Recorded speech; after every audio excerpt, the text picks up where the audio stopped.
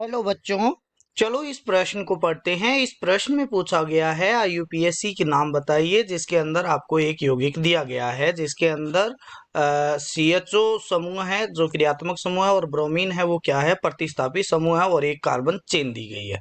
तो चलो सबसे पहले हम मुख्य अवधारणा को सीखते हैं।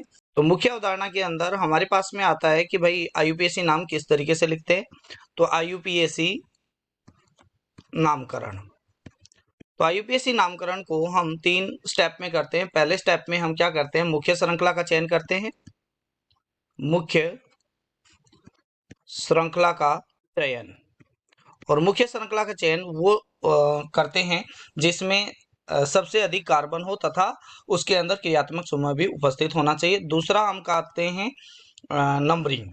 प्रत्येक कार्बन को, मुख्य श्रृंखला के प्रत्येक कार्बन को हम एक नंबर देते हैं, और ये नंबरिंग हम उस ओर से स्टार्ट करते हैं जिस ओर क्रियात्मक समूह को कम से कम अंक मिलना चाहिए। अगर क्रियात्मक समूह नहीं है तो प्रथम प्रतिस्थापी को क्या मिलना चाहिए, कम से कम अंक मिलना चाहिए। अब यहाँ पर अगर तीसरा करते हैं तो नामकरण लिखते हैं।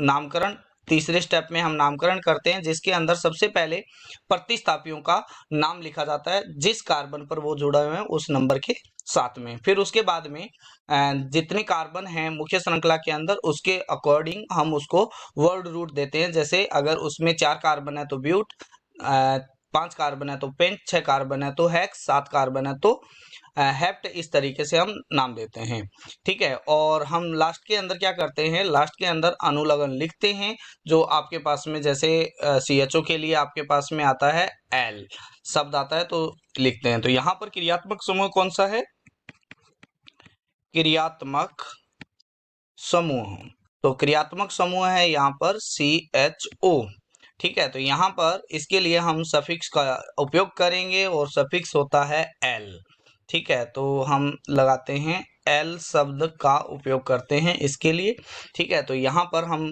इस यौगिक को बना लेते हैं। यहाँ पर CHO समूह लगा हुआ है और यहाँ पर लगा हुआ है Br, ठीक है। तो सबसे पहले सबसे लंबी श्रृंखला का चयन करते हैं। तो हम यहाँ पर हाईलाइट कर देते हैं जिस श्रृंखला का चयन करना है। तो ये वाला श्रृंखला हो जाएगी मुख्य श्रृंखला, ये वाली मुख्य श्रृंखला हो जाएगी जिसके अंदर ये कार्बन है वो क्या है, साथ में है। और ये जो आपके पास में हर कॉर्नर है वो एक कार्बन को यहाँ पर रिप्रेजेंट कर रहा है, ठीक है। तो अब आपके पास में यहाँ पर नंबरिंग करते हैं। तो नंबरिंग के अंदर हमारे पास में यहाँ पर इस कार्बन को 1 अंक, इस कार्बन को 2, इस कार्बन को 3, इस कार्बन को 4, इस कार्बन को 5, इस कार्बन को 6 और इस कार्बन को मिलेगा 7 नंबर, ठीक है। तो सबसे पहले नामकरण में करते हैं तो हम करते हैं ब्रोमो। तो यहाँ पर आएगा 6 पर है ब्रोमो, 6 पर ब्रोमो।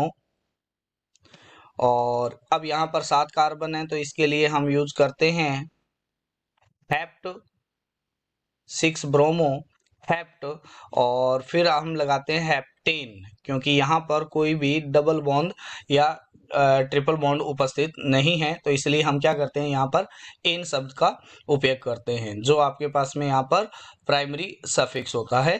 अब आपके पास में यहाँ पर लिखते हैं, जैसे 1 नंबर पर क्या लगा हुआ है, एल समूह लगा हुआ है, तो यहाँ पर लगेंगे एल, एल, ठीक है। तो एल्डिहाइड के लिए हम क्या यूज उपयोग किए हैं, यहाँ पर एल शब्द का उपयोग किए हैं। तो आशा करते हैं मुख्य अवधारणा के आधार पर आपको इस प्रश्न का उत्तर समझ में आया होगा। धन्यवाद।